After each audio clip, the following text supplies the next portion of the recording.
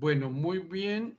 Buenas noches a todos. Bienvenidos a este CIPAS número 2. Es el segundo CIPAS que se desarrolla para el curso de Administración Financiera en este periodo, en este primer periodo del año 2023. Como decía en la invitación, hoy lo que vamos a abordar es el diagnóstico financiero desde los cálculos para análisis vertical y horizontal que se exige. ¿De acuerdo? Bien, voy a compartir la pantalla, voy a suspender mi cámara para que no se vaya a copar el ancho de banda y la conectividad y la charla fluya. Bien, voy a compartir la pantalla. Les ruego por favor me confirmen si están viendo la pantalla, la plantilla de Excel. Sí, señor, se ve un poco pequeño, pero dice. Vale, no hay problema, la tengo así para la presentación y ya la ampliamos. ¿Listo? Bien, como les decía, este CIPAS de hoy tiene por objeto orientar, disertar, discutir, analizar todo lo que tiene que ver con la tarea 2 del curso, que es diagnóstico financiero, desde los cálculos para análisis vertical y horizontal de los estados financieros básicos, que son el estado de resultados y el estado de situación financiera, los cálculos de los indicadores financieros y los cálculos de los inductores de valor. Esas tres actividades, esos tres ejercicios son fundamentales para elaborar el diagnóstico financiero que permita establecer la situación financiera de la empresa, identificar debilidades y fortalezas, muy importante, fundamental, identificar las debilidades y las fortalezas para que ese informe esté claro. Ese informe que presentemos nosotros es básico, es fundamental, es necesario para desarrollar la actividad de la tarea 3. ¿De acuerdo? Bien. Entonces, ¿qué tenemos hoy? Tenemos ya una tarea 1 realizada que es muy importante haberla realizado. Por favor, silencien los micrófonos. Es muy importante haberla realizado para tener clara la interpretación del resultado, es decir, el significado de los resultados de todos y cada uno de los indicadores financieros y de los inductores de valor. ¿Por qué? ¿Y por qué integré eso en la plantilla? Porque en la primera tarea hacemos esa fundamentación conceptual que nos sirve de ayuda porque va a quedar ahí en la plantilla para que sea mucho más fácil interpretar los resultados. Como se dan cuenta, están las expresiones matemáticas o fórmulas que tenemos nosotros para calcular los indicadores financieros. Y tenemos los estados financieros. Estos estados financieros son los estados financieros básicos, estados financieros que nosotros debemos dominar para trabajar en la administración financiera. Independientemente del programa que ustedes estén cursando, independientemente de ese programa que estén cursando, la vida le exige a uno conocimientos financieros. Todas las decisiones que uno toma, bueno, la gran mayoría de decisiones que toma en la vida tienen una implicación financiera. En las empresas, casi todas, por no decir todas, tienen una implicación financiera. Si yo vendo más o si decido comprar más materia prima, incurro en más gastos.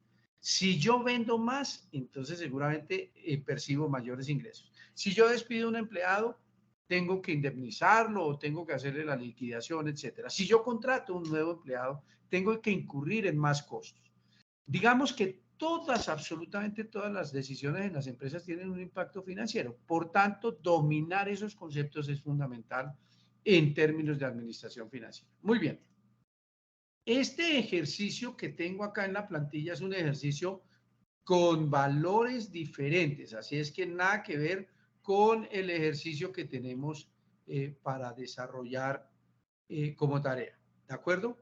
Pero digamos que esta plantilla es la misma que ustedes van a utilizar, ¿de acuerdo? Bien, antes de avanzar, quiero hacer precisión en qué son los IPAs. Los IPAs son círculos de interacción y participación académica y social y es una metodología, es una estrategia que ha dispuesto desde hace varios años la universidad para que haya encuentro entre docentes y estudiantes o entre estudiantes alrededor de determinado tema. ¿De acuerdo?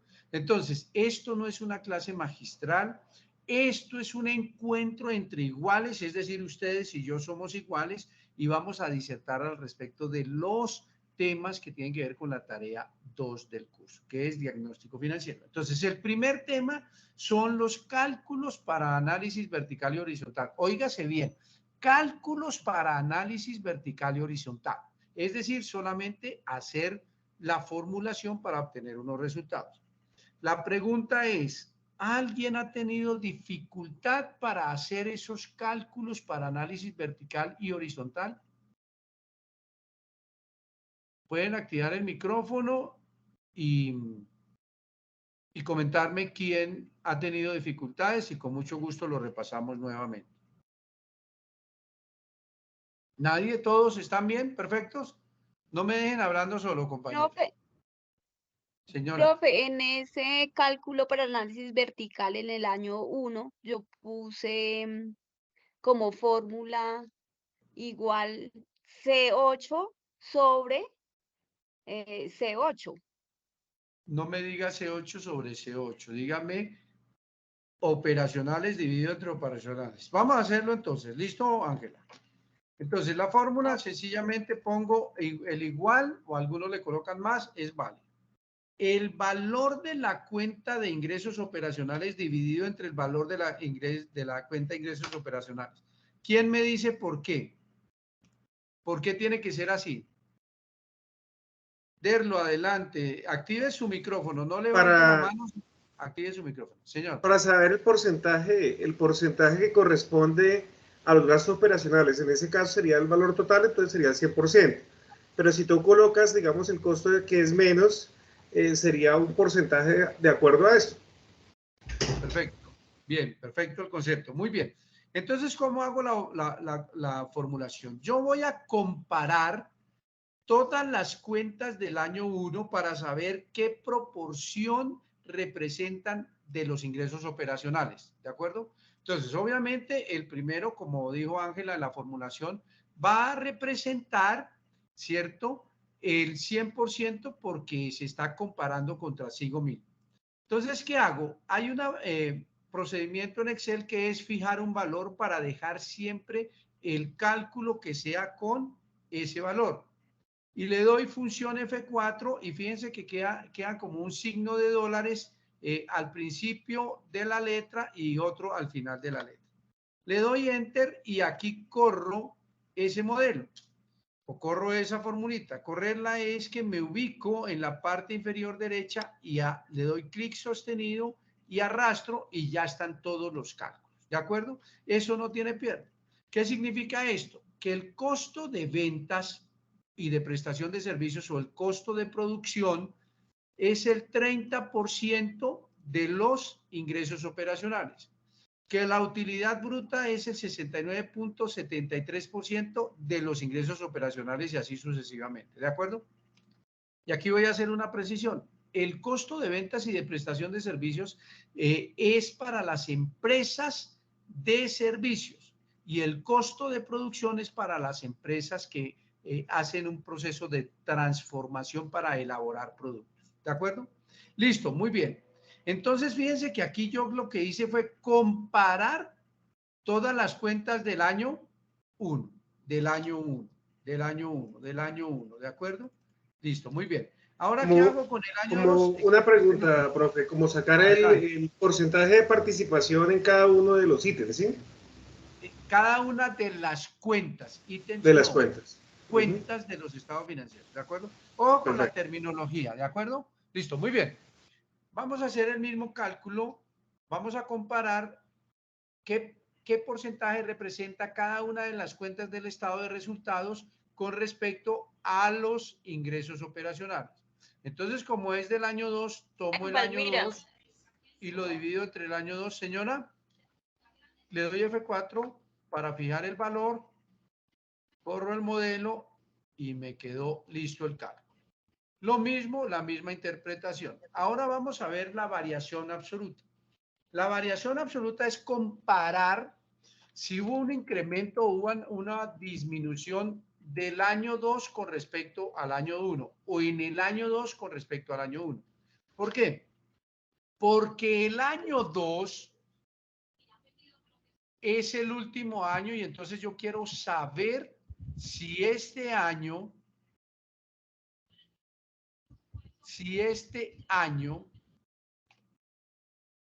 yo tengo un aumento o una disminución y mirar a ver si se mejoró. Entonces, tomo el año 2, le resto el año 1 y establezco el valor en términos absolutos. Como ya está formulado, no tengo que fijar ningún valor porque en este procedimiento es sencillamente compáreme, yo le estoy diciendo a Excel, compáreme el año 2 con respecto a la rueda, ¿ok? Evelyn, por favor, puede cerrar su micrófono y concentrada en lo que estamos explicando.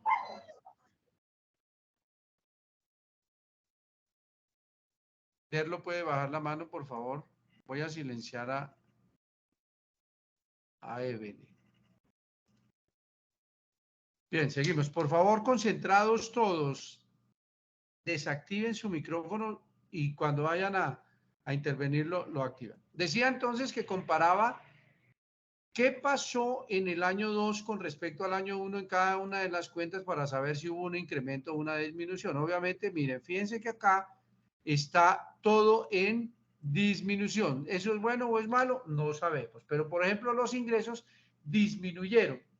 Hubo 16.720 millones menos de ventas. Y ahora vamos a calcular la variación relativa. Yo sencillamente lo puedo hacer de dos maneras.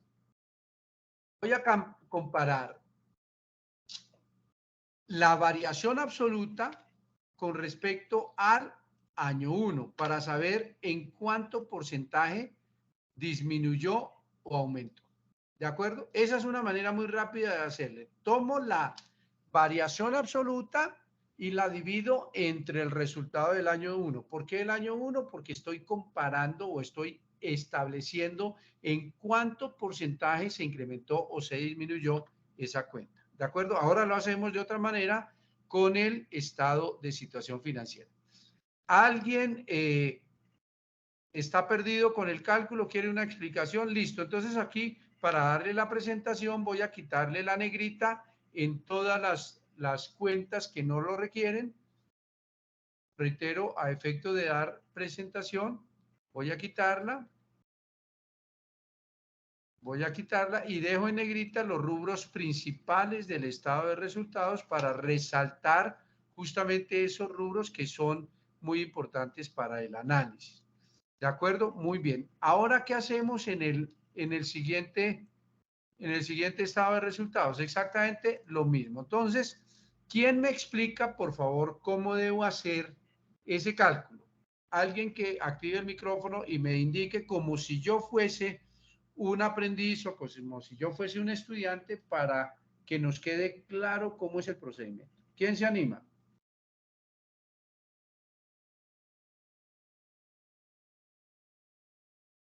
No todos al tiempo, compañeros. Adelante, Wilmar. Sí, señor. Entonces, lo primero que vamos a hacer es el análisis vertical. Entonces, para lo que vamos a comparar el valor total de la cuenta inicial del activo corriente. Entonces, damos igual. Sí. Igual sería, en este caso, C28. No alcanzó a ver, no se ve claro. C28 dividido.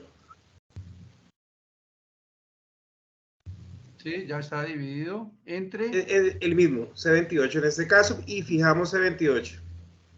Y fijamos C28 del denominador. ¿Listo? Sí, señor. Con F4, funciones F4. ¿Listo? ¿Y qué hago? Ahí no está fijada. Ah, sí, ya. Entonces copiamos hasta el C34. Perfecto. Muy bien. Gracias, Wilmar, porque ahí hay una precisión que hay que hacer y está perfecta la explicación o la guía que nos dio Wilmar. ¿Qué hacemos nosotros? Vamos a comparar todas las cuentas con el total del subgrupo al que pertenecen. Este es un grupo, el grupo de los activos corrientes. Entonces vamos a comparar cada una de estas cuentas con la cuenta del total de ese grupo que es el activo corriente o de ese subgrupo para establecer qué porcentaje representa cada una de esas cuentas del activo corriente. ¿De acuerdo? Bien. Sigamos con la explicación, Wilmar, por favor. Voy a aumentar un poquito el tamaño para ver, para que lo puedan ver mejor. Sí, señor. ¿Listo? Adelante. Bueno, entonces cogemos el segundo subgrupo que es activo no corriente, igual, entonces igual. Acá estamos haciendo la comparación solamente del año 1. Colocamos C35. Pero no me diga C35, dígame el nombre, perdón, de la cuenta. Familiaricémonos con las cuentas. Ah, listo. Bueno, yo lo hago por facilidad para la fórmula, ¿no? No, de acuerdo. Es lo mismo, pero es que lo que quiero es que se familiaricen con la terminología. Entonces miramos el activo no corriente y lo dividimos otra vez en el activo no corriente, que es el 100%, perfecto, que es el valor total de la cuenta. Y lo fijamos para poder arrastrarlo para que aplique a todos. Fijamos el valor, ¿de acuerdo? El valor con el cual vamos a comparar, arrastramos y ya obtenemos ese. La segunda cuenta. Perfecto. La segunda, activo no corriente. Quiero que hagamos lo siguiente. Bien, aquí lo que hicimos fue comparar cada una de estas cuentas con el subtotal del grupo al que pertenece. Pero también lo podemos hacer, ¿verdad? Como lo voy a hacer ahora. Voy a tomar el valor del activo corriente con respecto al activo total y es válido también. Fijo entonces el activo total y van a ver ustedes que los valores van a cambiar, ¿de acuerdo? Y también es válido hacer el análisis así, ¿de acuerdo, compañeros? Una pregunta, pero ¿cuál es más, qué es mejor, mejor dicho, los dos, de los dos ejercicios? No, los dos pues, son válidos, los dos. Para facilidad de ustedes, este segundo es el que creo que todos han realizado, ¿de acuerdo? Comparo todas las cuentas con respecto al total del activo, ¿ya? Pero puede ser también válido con el grupo o el subgrupo al que pertenece, ¿de acuerdo? Y lo mismo hacemos entonces con los pasivos. Tomamos el valor del pasivo, todas las cuentas del pasivo, dividido entre el total del pasivo del año 1. Fijamos el valor del pasivo, que es el que vamos a comparar, arrastramos, ¿verdad? Y obtenemos nuestro cálculo. Y lo mismo hacemos para el caso del patrimonio. Tomamos el total del patrimonio dividido entre el total del patrimonio, fijamos el valor y corremos el modelo. Y para el caso del total pasivo más patrimonio, pues sencillamente tomamos el total pasivo más patrimonio dividido entre sí mismo y obtenemos el 100%. ¿De acuerdo? Fácil, muy sencillo. Ahora, ¿qué podemos hacer? Vamos a correr este valor a ver si obtenemos el mismo porcentaje. ¿De acuerdo? Bien. Vamos a mirar qué pasó. Entonces, aquí sencillamente lo que hay que hacer, porque muchos se equivocan en esto, al correr la formulación, este modelo que acabamos de construir para el año 1, al correrlo en el año 2 se va con un error. ¿Quién me dice cuál es el error? Miren la barra de fórmulas y me dice cuál es el error, porque ese resultado es incorrecto. El valor fijado. Correcto. Ángela, puede ser que uno a veces fija valores y entonces comete el error. Entonces, ¿qué debo hacer? Cambiar esto por, para este caso, D41 y obviamente cambió, ¿verdad? Y lo corro hasta el total del activo. ¿Listo? Y lo mismo, tengo que cambiarlo porque está fijado el valor del año 1 y es el valor del año 2. Ojo con esos errores porque a veces uno comete ese error. Y lo corro, ¿verdad? Lo corro hasta el total de los pasivos. Y Profe, aquí, buenas noches. Buenas noches, señor. Profe, una consulta. Yo hice otro tipo de operación. No sé si también sea válido. ¿Cuál es? Dígame. Ahí en el análisis horizontal en absoluta, lo que hice fue restar la diferencia entre el año 2 sobre el año 1. No, es que es así. La variación absoluta es así. Se resta el año 2 del año 1. Siempre el año 2 es el año más reciente y lo que hace uno es comparar cómo me fue en este año frente al año anterior o frente a años anteriores. Permítame, termino aquí el patrimonio. Entonces, aquí vamos a mirar qué pasó, porque aquí es con el D hasta acá, al total de patrimonio, y aquí, listo, perfecto. Hasta ahí estamos claros, compañeros. Entonces hago exactamente lo mismo, le quito la negrita para que me queden las cuentas, los rubros principales resaltados para que el análisis sea mucho más fácil desde el punto de vista visual para tomar los valores. Bien, ahora, ¿quién me estaba hablando ahorita? Yo, Ricardo Arias. Listo, Ricardo. Bueno, vamos a repasar lo que mencionó Ricardo. ¿Qué vamos a hacer nosotros? Ya lo hicimos en el estado de resultados, pero vamos a hacerlo aquí en el estado de situación financiera. La variación absoluta tiene que ver en términos absolutos, es decir, en los valores monetarios. ¿Qué hago? Siempre voy a restar el valor de la cuenta o el saldo de la cuenta del año 2. A ese le resto el saldo de la cuenta del año 1 y listo. Corro el modelo, no tengo que fijar ningún valor y ya está la variación. ¿De acuerdo? Muy bien. Y la variación relativa, aquí la hicimos directamente tomando, o más bien dividiendo la variación absoluta entre el año 1, porque vamos a comparar o vamos a establecer si hubo un incremento o una disminución y en qué porcentaje. Vamos a hacerlo con otra fórmula acá. Entonces yo tomo, para este caso,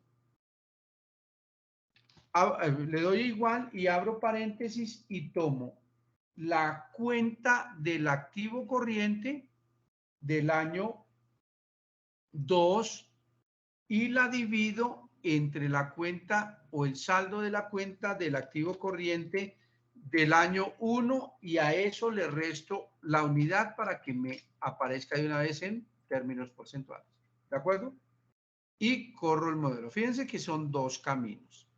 En el primer camino o en el primer procedimiento, yo tomo directamente la variación relativa y la divido entre el resultado del año 1. En este caso, tomo el resultado del año 2 dividido entre el resultado del año 1 y a eso le resto 1, le resto la unidad para que me aparezca en términos porcentuales y está listo. Perfecto. ¿De acuerdo? Bien.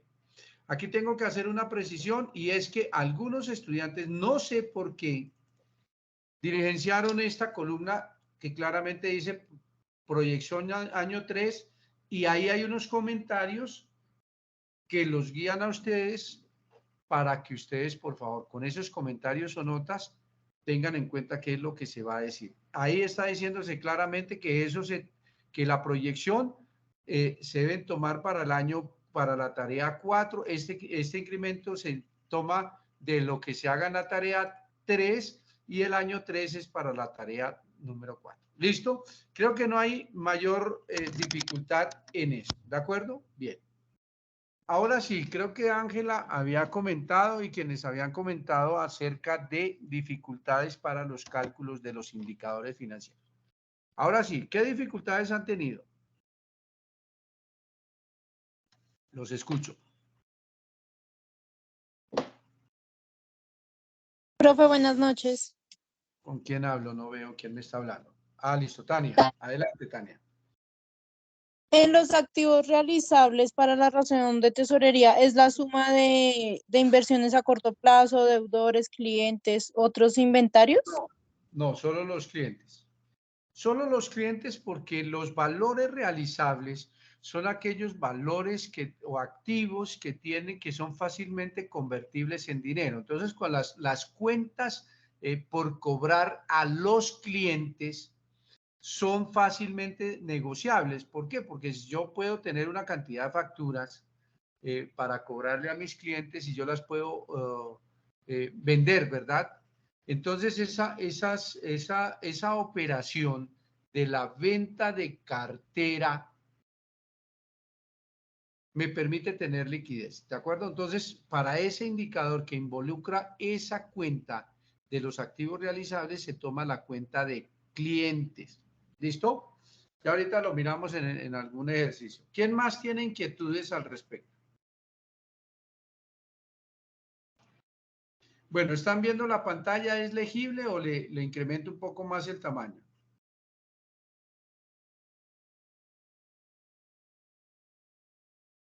Compañeros, los escucho. Tutor, está Señor. bien, perfecto, tutor. Así está bien. Perfecto, listo. Bien, entonces, esto no tiene mayor dificultad. Algunos se han equivocado, tal vez han tenido imprecisiones en el uso de los paréntesis y entonces de pronto eso les puede afectar el resultado. Ángela, de pronto puede ser por eso que yo le he escrito que es incorrecto o que hay alguna imprecisión, ¿de acuerdo? Pero es muy sencillo. Vamos a hacer rápidamente. Esto para que ustedes tengan claro que algunos estudiantes hoy justamente de lo que me escribieron el fin de semana, varios estudiantes registraron los valores acá manualmente y esto no se debe hacer, no se debe hacer, ¿de acuerdo? ¿Por qué no se debe hacer? Porque para eso está el Excel. Entonces el Excel le da a uno los datos exactos. Entonces, ¿qué debo hacer? Sencillamente, ingreso la fórmula Shift igual o más también activo corriente. Entonces voy a mis estados de resultados, a mis estados financieros, al estado de situación financiera y tomo el activo corriente para el año 1 dividido entre, ¿cuál es la fórmula? ¿Quién me dice? Pasivo corriente. Pasivo corriente. Pasivo corriente. Pasivo corriente. Listo, gracias. Entonces, pasivo corriente. Sobre el total de pasivo corriente le doy Enter. Y esto me da 0.41. Lo mismo tengo que hacer para el año 2. Vamos a ver si esto funciona corriéndolo. Y efectivamente, para este caso, yo simplemente, como ya tengo la fórmula del año 1, corro la fórmula del año 2. Esto es muy sencillo. Pero si yo quiero rectificar, pues voy a entender que activo corriente, que la razón corriente es igual al activo corriente dividido entre el pasivo corriente, y voy a mirar si en mi estado financiero está el activo corriente, la celda C28, correcto, y el pasivo corriente, la celda C42, y esas son las celdas que yo tengo ahí. Fíjense que ahí me sale, le doy doble clic y yo puedo rectificar. ¿De acuerdo? Bien. ¿Qué voy a hacer ahora? Calculo la variación absoluta. Entonces, comparo siempre el año 2 menos el año 1. Lo comparo, ¿por qué? Porque voy a saber en cuánto aumentó o disminuyó ese indicador, ese resultado. Y aquí observamos que en el año 1, la liquidez, la razón corriente, era de 0.41 y en el año 1 de 0.41 y en el año 2 de 0.65. ¿Qué significa eso? Que hubo un incremento de ¿cuánto? De 0.25. Y vamos a hallar el incremento en términos relativos. Tomo el valor de la variación absoluta y lo divido entre el año 1. ¿Por qué el año 1? Porque lo estoy comparando el año 2 con el año 1 y obtengo el 61.48%. ¿Quién me hace el favor y me hace la interpretación, análisis o la implicación de los resultados de estos dos indicadores? Que esto es lo más importante en este proceso. ¿Quién me dice?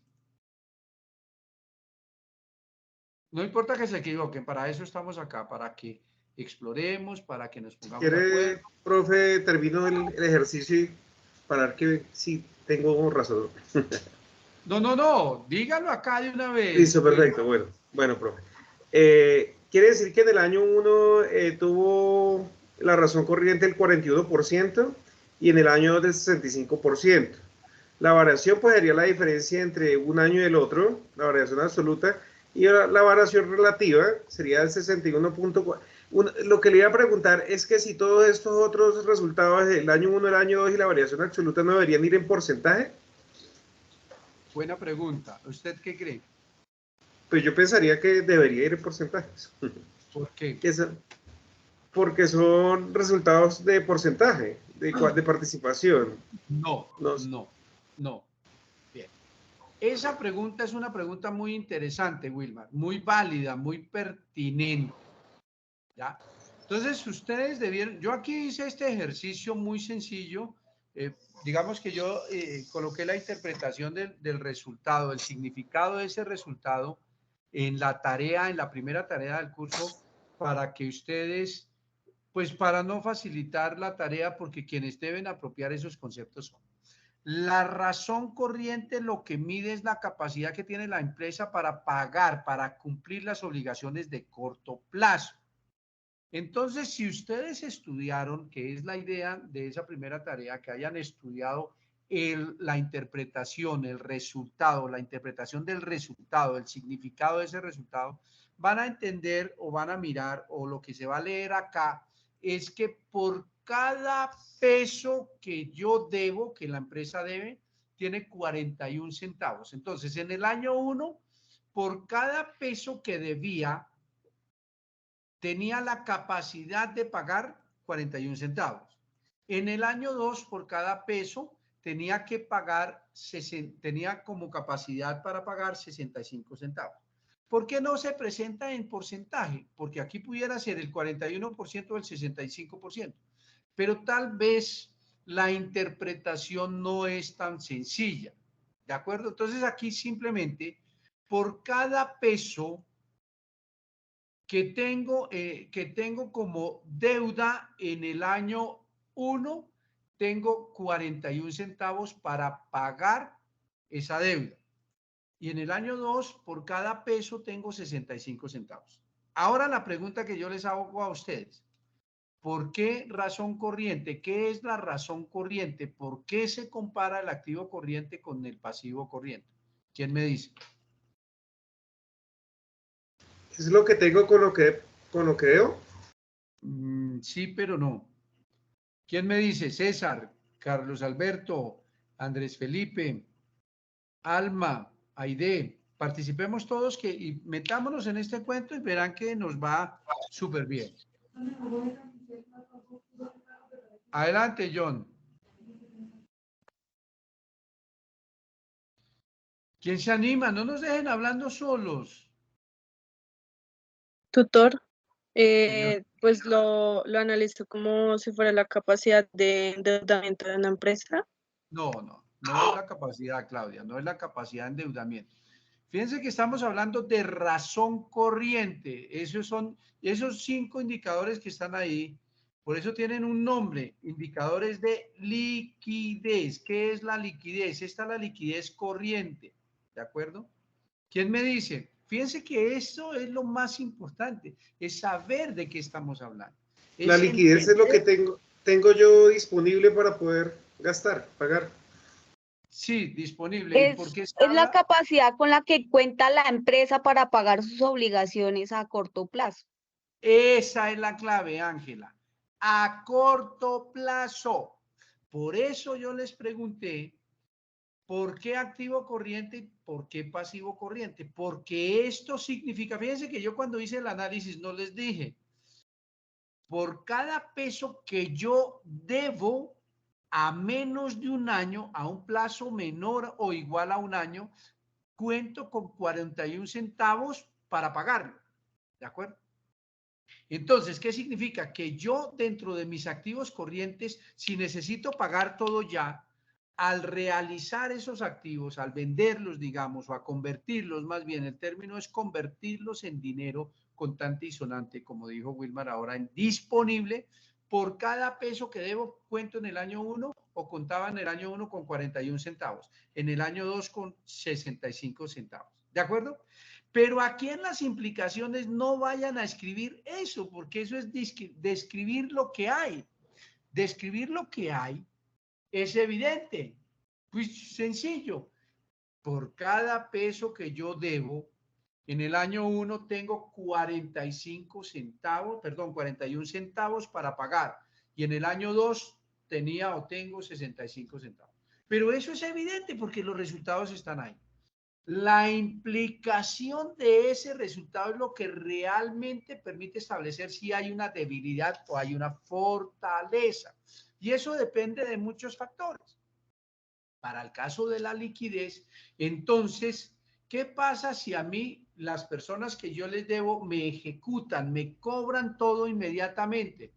No voy a tener la capacidad de responder porque por cada peso en el año 1, por cada peso que debo, a menos de un año o a un año máximo, solo tengo 41 centavos. Para el caso del año 2, por cada peso que debo, tengo 65 centavos para pagar.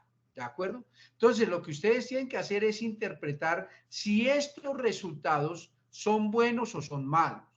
¿Qué significa acá ese 61.48%? Que la liquidez creció, pero no vayan a escribir la liquidez creció, porque yo a simple vista veo que creció. Además, esto me lo está indicando. Si fuera menor el año 2, el resultado del año 2, pues sencillamente sería negativo y entiendo que es una disminución. Entonces, aquí en las implicaciones, lo que deben es hacer la interpretación, ¿cierto? En esta celda deben hacer la interpretación, el análisis y establecer las implicaciones. Entonces, se observa que en el segundo año mejoró la liquidez, pero es muy baja por X, Y, Z o es muy alta por X, Y, Z. ¿De acuerdo, compañeros? ¿Entendido el objeto del análisis, lo que tenemos que hacer? Profe, una consulta. Señor. En ese valor relativo, yo utilicé la misma Pero fórmula espere, que en... valor relativo no, variación Perdón, perdón, relativa. perdón, sin la variación relativa, No, yo no, fresco, no utilicé... se afane. Yo lo que tengo que hacer es énfasis en la terminología para que nos acostumbremos a manejarlo. ¿Listo? Pero Ok, adelante, Andrés. súper. No, Ricardo. lo que le iba a decir, profe, era que había utilizado la misma fórmula que había utilizado en estados financieros. ¿Qué fue lo que hice? Cogí el valor de, en este caso fue el año 2 dividido el año 1 menos 1. No, la fórmula sí puede ser. Vamos a calcular aquí, esa fórmula que usted dice es totalmente válida. Entonces vamos a calcularla aquí. La variación absoluta, el año 2 menos el año 1 y nos tiene que dar el mismo resultado. Ahora, aquí lo hicimos directamente comparando la variación absoluta con el resultado del año 1. Vamos a hacerlo con la otra fórmula. Esto es igual a paréntesis, ¿verdad? Entonces, Sí, año 2 dividido entre el año 1 y eso menos 1 nos tiene que dar el mismo valor, ¿de acuerdo? Pero la formulación es la misma, el concepto es el mismo, el resultado es el mismo, ¿de acuerdo? sí, Ahora, pero entonces me cambió fue que no estaba en porcentaje, o sea que ese error, que no me haya quedado en porcentaje. la variación relativa siempre es en porcentaje. Se Ok, llama relativa porque es una relación, ok. una comparación. Entonces, lo que yo tengo que preguntar es en qué porcentaje aumentó, en qué proporción aumentó, y las proporciones generalmente se dan en términos porcentuales, en términos relativos, ¿de acuerdo?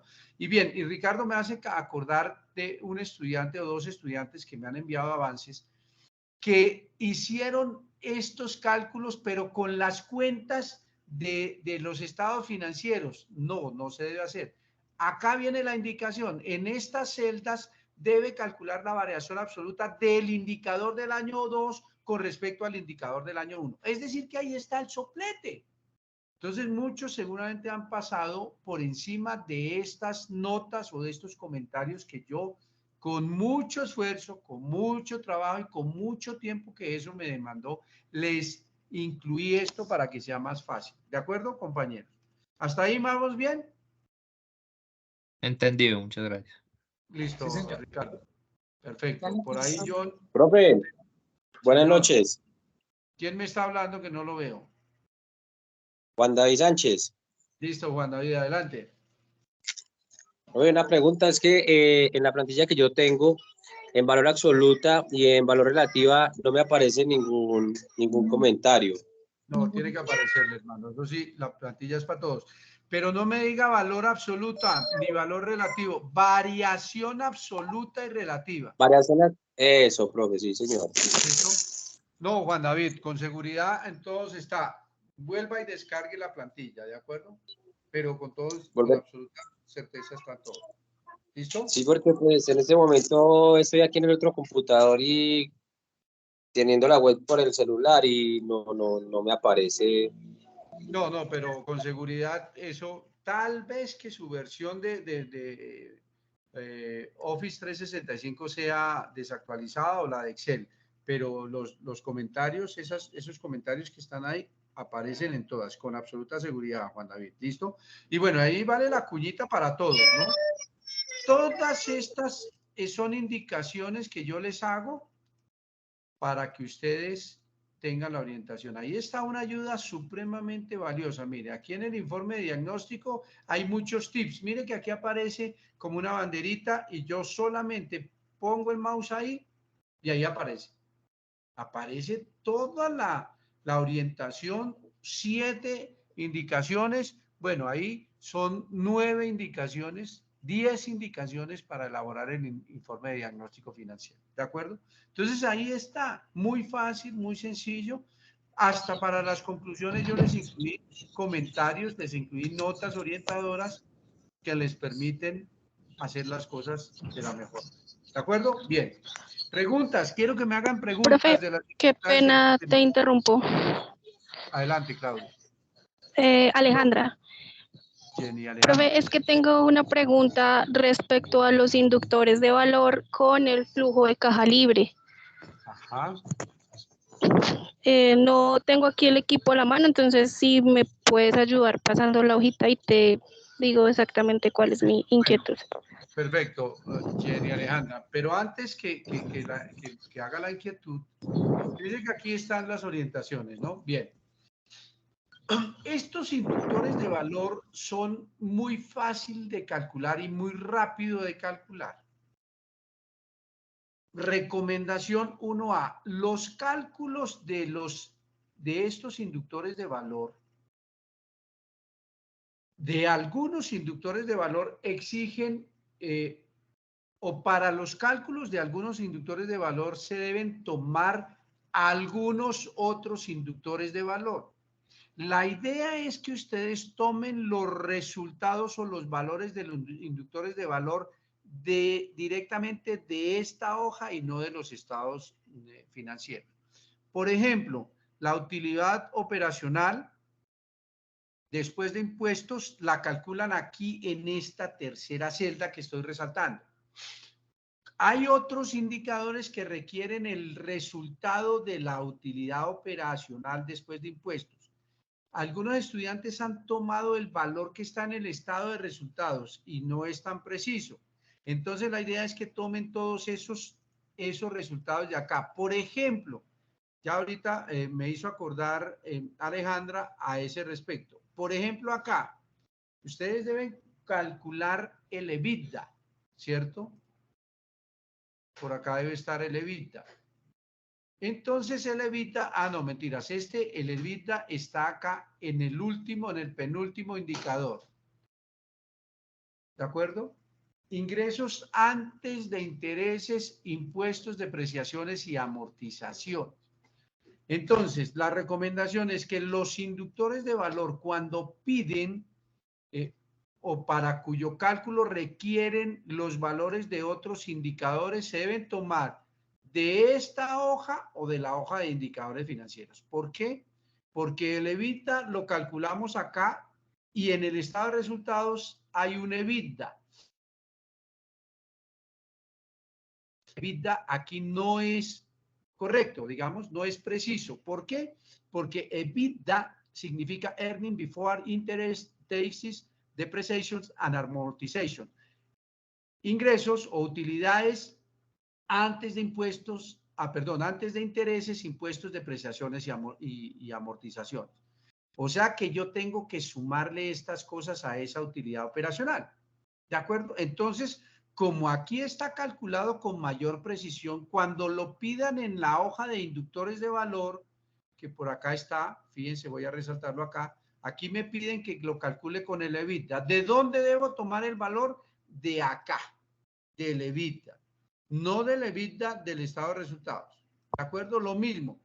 Aquí, para calcular la rentabilidad de los activos operacionales, la RONA, tengo que tomar la utilidad operacional después de impuestos, ¿de dónde? De acá, que ya la calculé.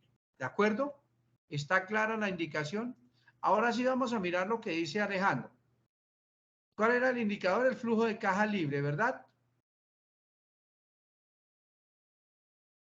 Alejandra, era el flujo de caja libre, ¿cierto? Bien, entonces vamos a calcular el flujo de caja libre. ¿Qué mide el flujo de caja libre? ¿Quién me dice, por favor?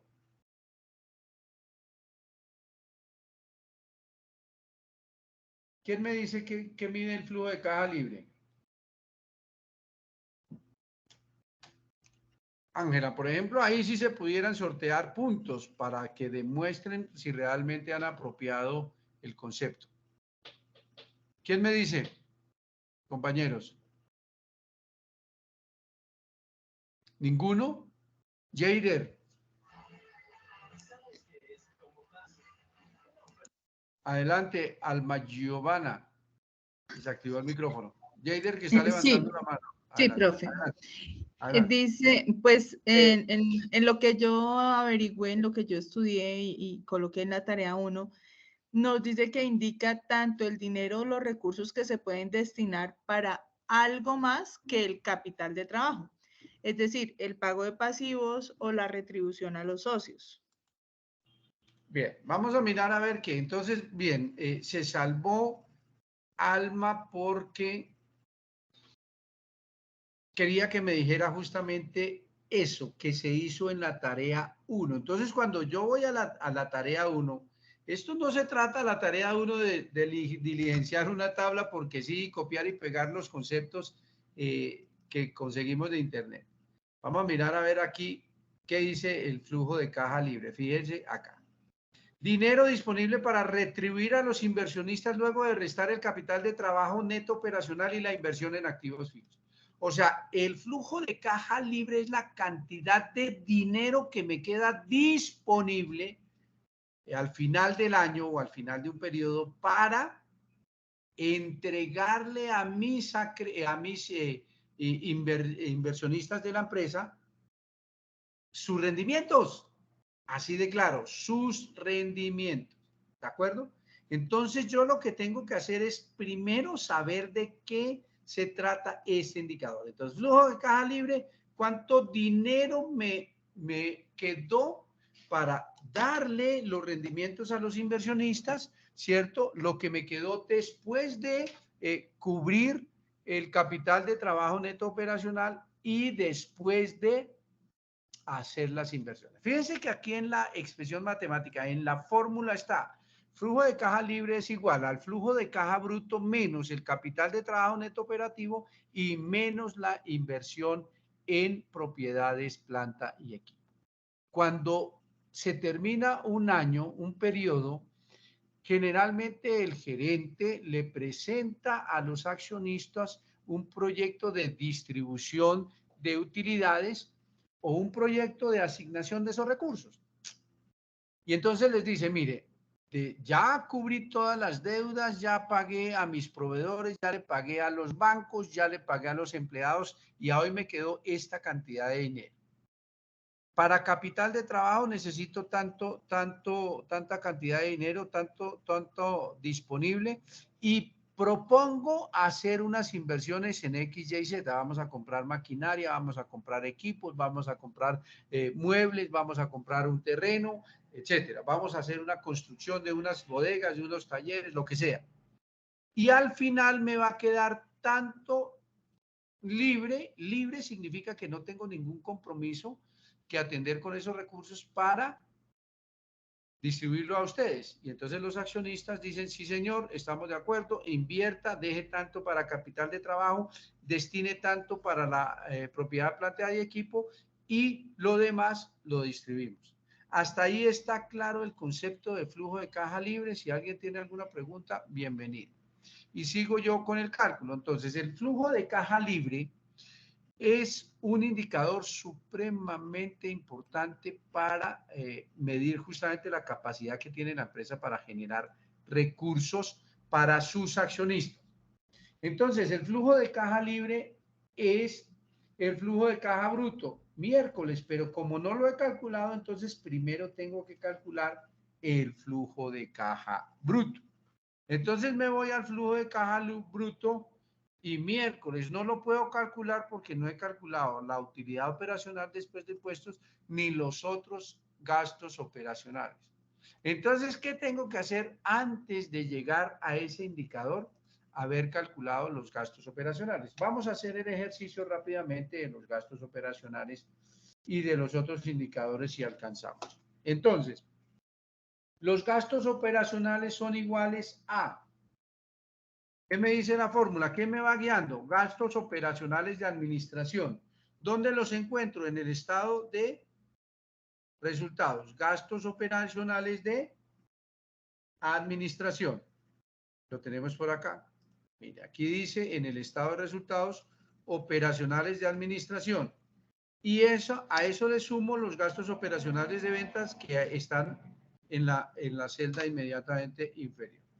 ¿Listo? Está el resultado, corro el modelo o corro la formulita y listo. Voy a ampliarle, voy a poner un tamaño de fuente mayor para que ustedes lo vean mejor. ¿Listo? Y ya tengo mi cálculo de los otros ingresos operacionales. Perdón, de los gastos operacionales. Voy a calcular los otros gastos operacionales.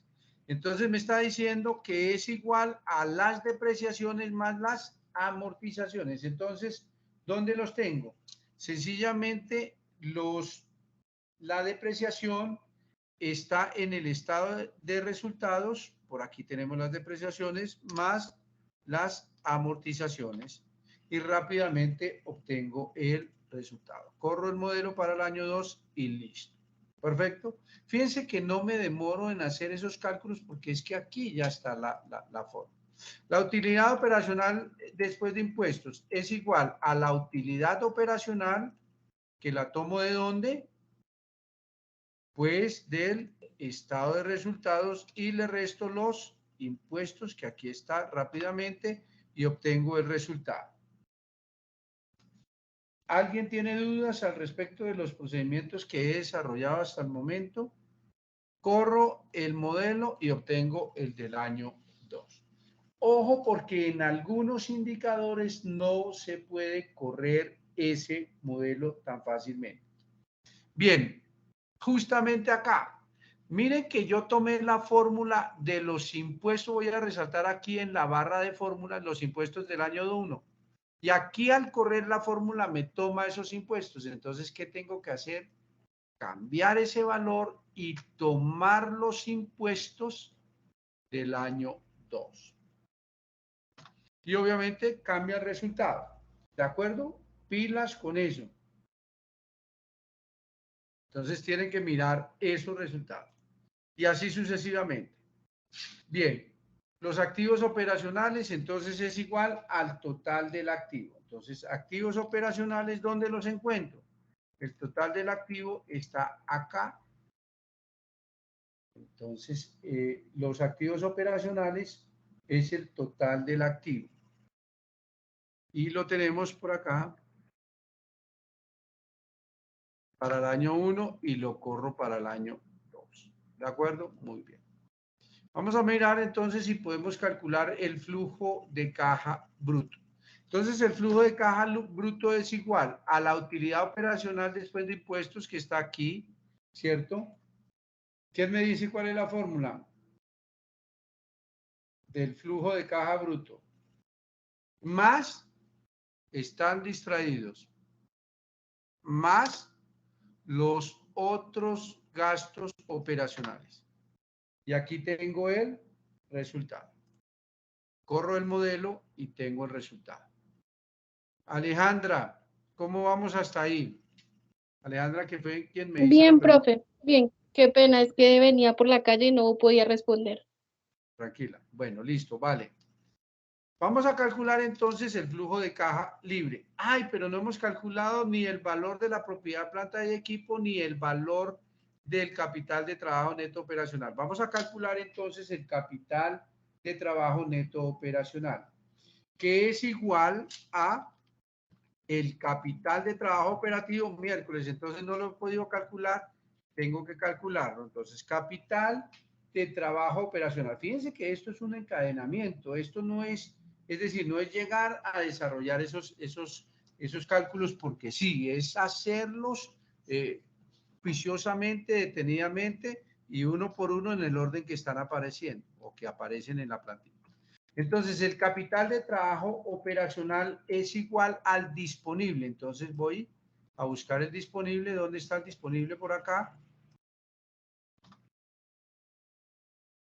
Más las cuentas por cobrar. Vamos a mirar dónde están las cuentas por cobrar.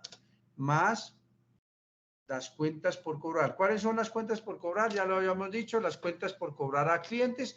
¿Por qué? Porque es a ellos a quienes les damos el crédito, ¿verdad? Más los inventarios. Buscamos de una vez los inventarios acá del año 1 y listo. Corremos el modelo para calcular el año 2 y está perfecto. Reitero, ojo porque hay indicadores como pasó con la utilidad operacional después de impuestos, cuyo resultado para el año 2 no se arrastra automáticamente, por tanto tengo que verificar. Entonces yo tengo, y es una recomendación, verifiquen que la formulación esté correcta, que se hayan tomado los valores correctos. Listo, ya calculé mi capital de trabajo operacional. Ahora voy a calcular el capital de trabajo neto operacional. Ay, miércoles, pero me hace falta los pasivos operacionales. Entonces, primero tengo que calcular los pasivos operacionales, que están acá. Pasivos operacionales son iguales a ¿qué? ¿Quién me ayuda, por favor? No me dejen hablando solo. ¿Nadie me ayuda? Al total de pasivo. patrimonio. Total del pasivo. Ojo con la fórmula. Total del pasivo. Sí, Que menos obligaciones. En estados El pasivo financieros. total, en el estado de situación financiera. Entonces voy a poner acá el pasivo total, ¿cierto? Menos las obligaciones. financieras a corto plazo y a largo plazo. Aquí están las de corto plazo y menos las de largo plazo. Y enter y está listo el resultado. Vamos a rectificar. Esto es igual al total del pasivo. Voy a tomar el total del pasivo, que está acá, menos, ¿cierto?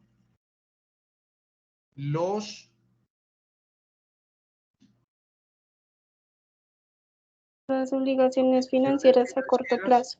Correcto, menos las obligaciones financieras de largo plazo. ¿De acuerdo? Y corro el modelo y está acá. Listo, perfecto. Ahora sí, creo que podemos calcular el flujo de caja libre, ¿verdad? Vamos a calcular el flujo de caja libre. Entonces es igual al flujo de caja bruto que está acá, menos el capital de trabajo neto operacional del año 1 y menos los activos Profe, fijos. Señora, pero no es hemos el calculado los capital de activos fijos. trabajo. No, y el capital de trabajo neto. Lo que calculamos fue el operacional. Bien, perfecto. Entonces no lo podemos hacer, ¿verdad? Pero vamos a calcular los activos fijos. ¿Ya los tenemos? No los tenemos. Revisemos los activos fijos que son propiedad, planta y equipo. No los tenemos. No, Aquí profe, no estaba. no están. Entonces, hay que tenerlo en cuenta para calcularlo después. Entonces, vamos a calcular que el capital de trabajo neto operacional, ¿verdad? Que es el que nos hace falta.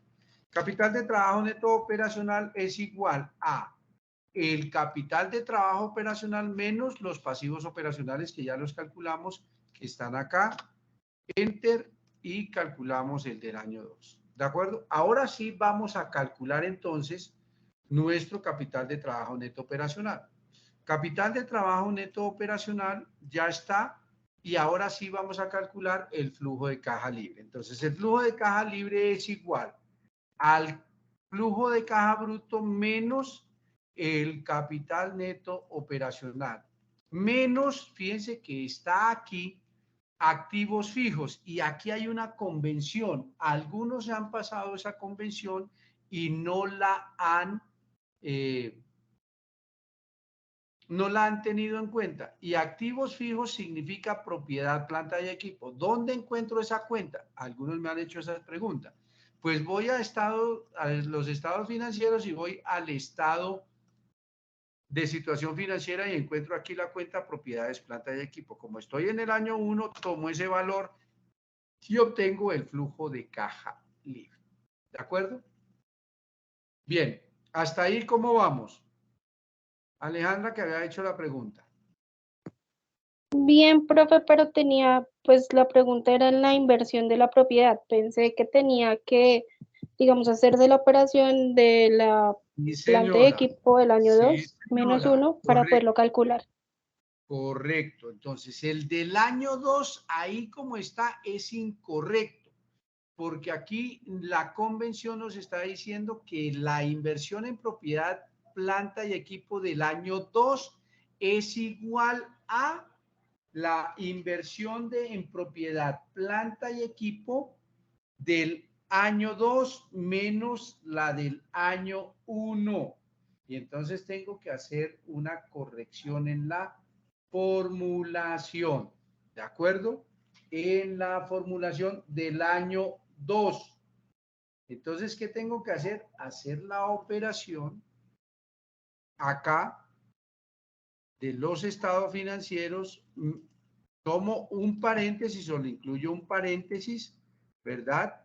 Y tengo que restar la inversión del año 2, que la tenemos por acá, propiedad, planta y equipo, menos la inversión del año 1. Y es lógico, ¿por qué? Porque en el año 2 solamente debo colocar esa partecita adicional que hice en el año 2. Como venía de un saldo del año 1, entonces la inversión en planta y equipo fue lo que se incrementó del año 1, del año 2 con respecto al año 1. ¿De acuerdo, Alejandro? Fíjense que aquí incluí este Sí, jefe, paréntesis. sí, profe. Ahí encontré Listo. mi error. Muchas gracias. Perfecto. Es eso, es sencillo. Pero muy bien, Alejandra. ¿Por qué? Porque justamente, fíjense que la resolución de ese problema, de la duda que tenía Alejandra, se dio, fue al comprender qué representa ese indicador. Ahora, fíjense que la pregunta de Alejandra suponía que ya había, o supone que ya había calculado todos los demás inductores de valor. Entonces, primero hay que calcular todos los inductores de valor en el orden en el que aparecen, porque en la medida en que vamos bajando en la tabla, pues van haciéndose un poco más complejos, digamos, los cálculos, ¿de acuerdo? Y los cálculos de los últimos inductores de valor son, o para los cálculos de los últimos inductores de valor se requieren los cálculos de los primeros inductores de valor, ¿de acuerdo? Jader, adelante, que está levantando la mano. Tutor, buenas noches. Ya que estamos en inductores, me gustaría que me explicara sobre el servicio de la deuda. Listo, cierto que había hecho la pregunta acá. Bien, vamos a calcular entonces este indicador del flujo de caja del propietario. Fíjense que acá nosotros, en el flujo de caja libre es lo que le quedó a la empresa ya para distribuir, pero al propietario, el propietario tiene que mirar el flujo de caja del propietario, lo que a él le corresponde, y entonces él va a calcular, mire, a partir del flujo de caja libre yo tengo que restarle el servicio de la deuda. Pero ¿dónde está el servicio de la deuda? Por acá está el indicador que yo debo haber calculado previamente.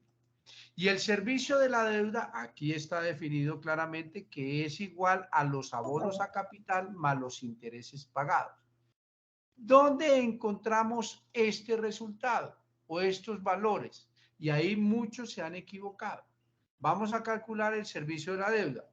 Entonces, el servicio de la deuda es igual a los abonos a capital. ¿Dónde encontramos esos valores? ¿Quién me dice?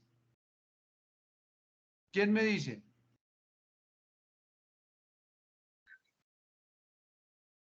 Adelante, Jenny. En la tabla de Alejandro. amortización. En la tabla de amortización. Muy bien. Ojo, compañeros, con esto. Entonces voy a calcular este servicio a la deuda del año 1. Ojo. Entonces voy a a tabla de amortización y busco en el año 1.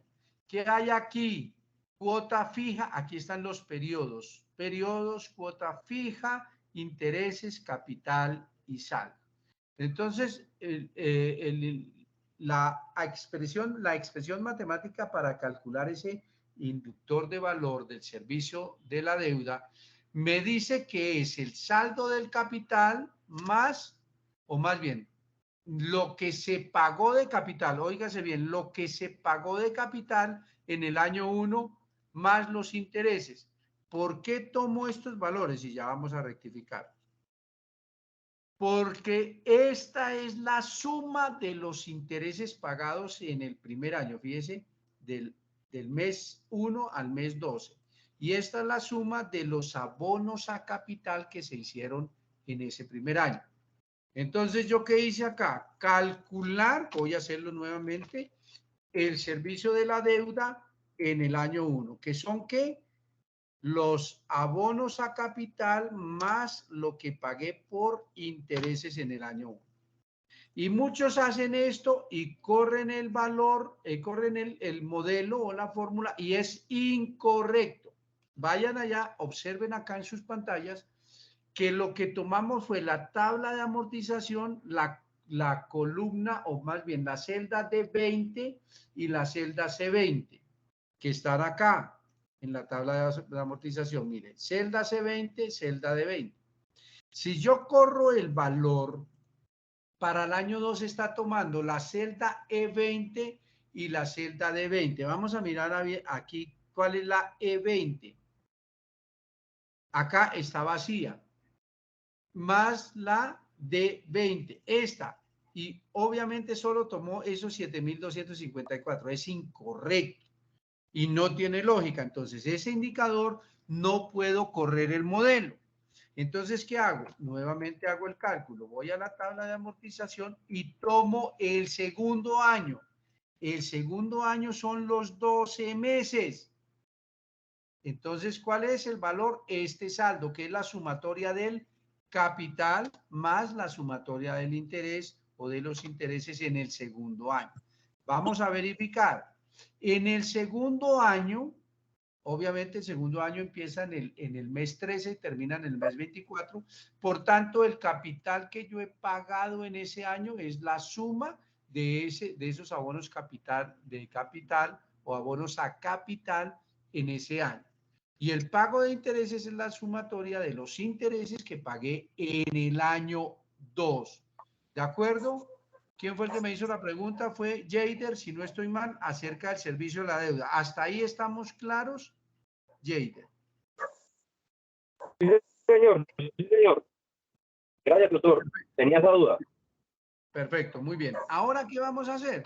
A calcular nuestro indicador del flujo de caja del propietario. Entonces ya está calculado el flujo de caja libre, entonces el flujo de caja del propietario es igual al flujo de caja libre menos el servicio de la deuda. ¿Dónde está el servicio de la deuda? Lo acabamos de calcular acá, que el servicio de la deuda, no se les olvide, perdón, es los abonos a capital más los pagos de intereses en el año correspondiente. Este sí lo puedo correr, no tiene pierde y está el resultado. ¿Hasta ahí estamos claros? Bien. Pero digamos que esto, como se dice coloquialmente, es pura carpintería. Sebastián, si quiere, desactive su cámara, por favor.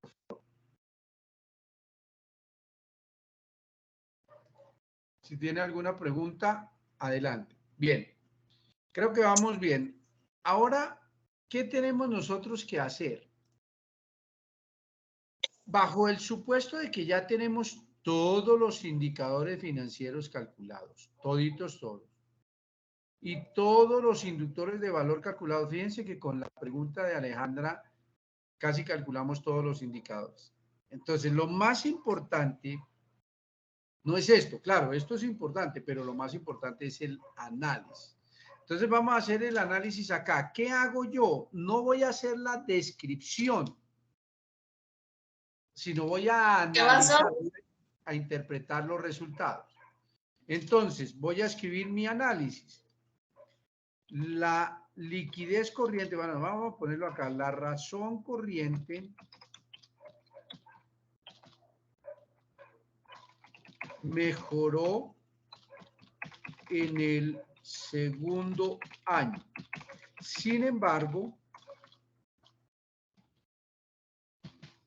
aún sigue siendo baja, pues en el momento en que los acreedores exijan el pago de las deudas con plazo menor a un año, la empresa, desactiven los micrófonos por favor, no cuenta con la liquidez necesaria para cumplir.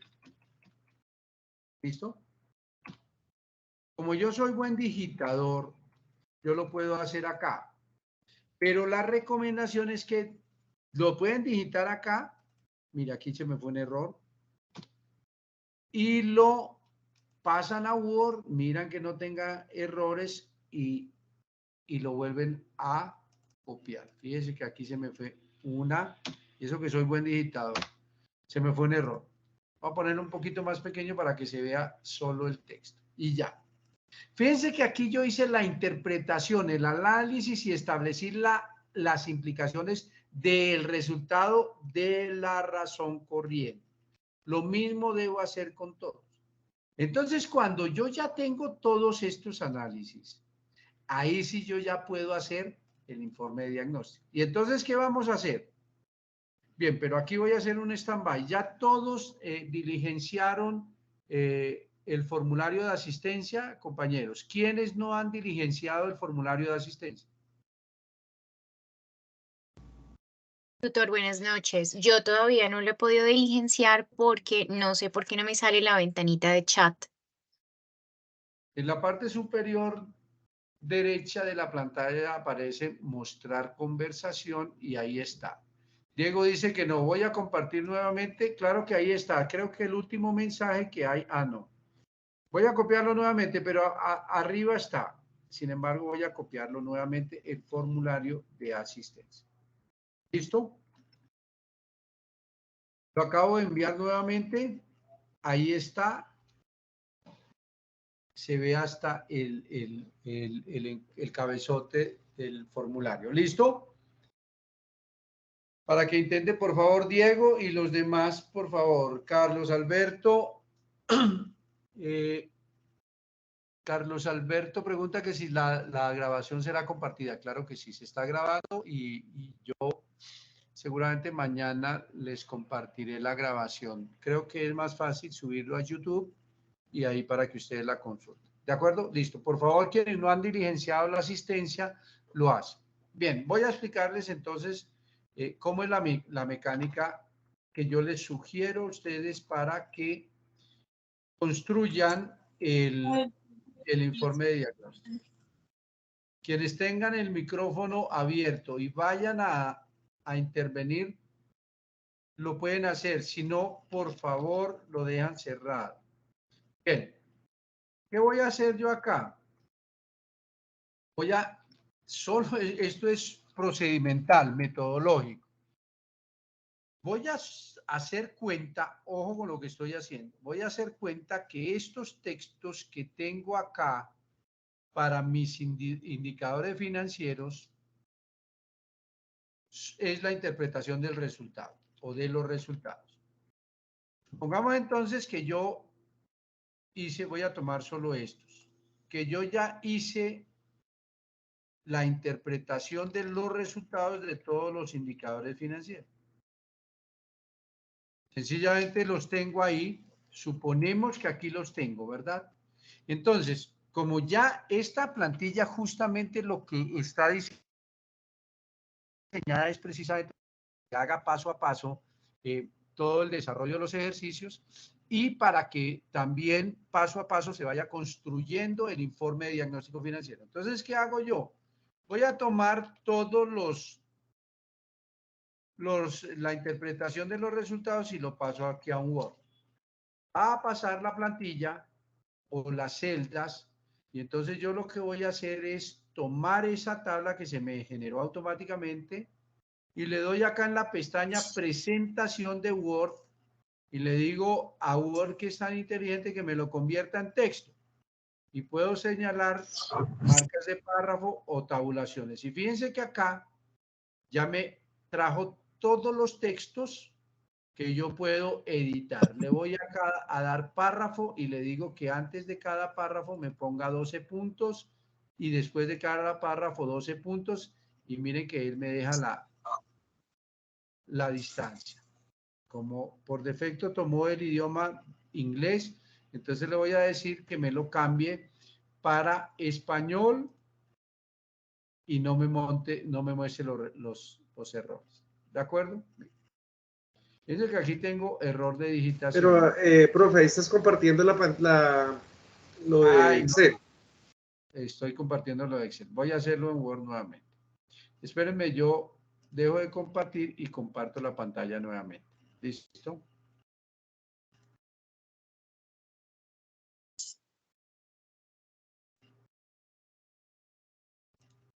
Voy a compartir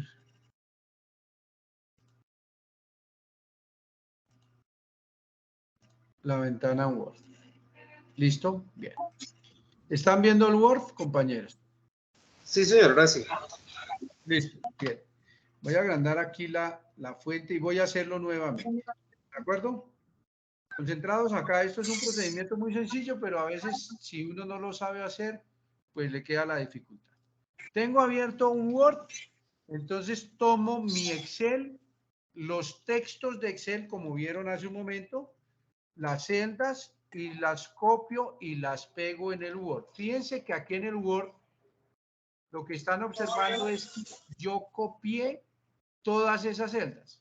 Al copiarlas se me genera una tabla, yo selecciono la tabla y voy aquí a la parte superior, más o menos en la mitad de la pantalla, hay una pestaña de nombre presentación en Word. Le hago clic y voy a la opción que aparece acá en la parte superior derecha que dice convertir texto a, selecciono y dentro de las opciones le digo marcas de párrafo o tabulaciones o comas u otro. Y le doy a aceptar y fíjense que ya me quedó convertido el texto. Dejo el texto que queda automáticamente seleccionado y le voy aquí a la opción párrafo y le digo, antes de cada párrafo déjeme 12 puntos y después de cada párrafo déjeme 12 puntos. Y le doy a aceptar y ya quedó. Voy a cambiarle el tamaño para que no me quede tan grandote. Y fíjense que aquí no tengo que darle enter, sino me deja una distancia prudencial para separar los párrafos. Voy a seleccionar todo el texto para que no me aparezcan todos los errores porque automáticamente toma inglés y le digo el idioma español, aceptar, inmediatamente desaparece. Como tengo errores de digitación, miren, me aparecen los errores. Entonces, justamente eso me permite corregirlos, ¿verdad? Corrijo los errores, obligaciones, y asumamos que ya están, exijan con J, y así sucesivamente, ¿de acuerdo? Supongamos que no hay errores. Entonces, y suponiendo que esto está bien, entonces yo empiezo a articular párrafo por párrafo. Fíjense que aquí tomé lo que yo voy a ponerlo en otro color, voy a resaltarlo. Y aquí ya esta es la interpretación que yo hice del primer indicador financiero. Y entonces empiezo a hilar, a articular un párrafo con el otro. Entonces, por su parte,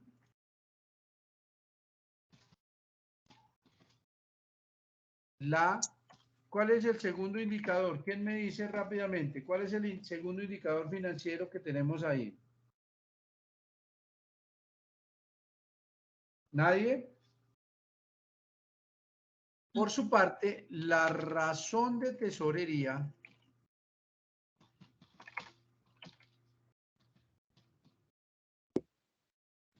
indica que,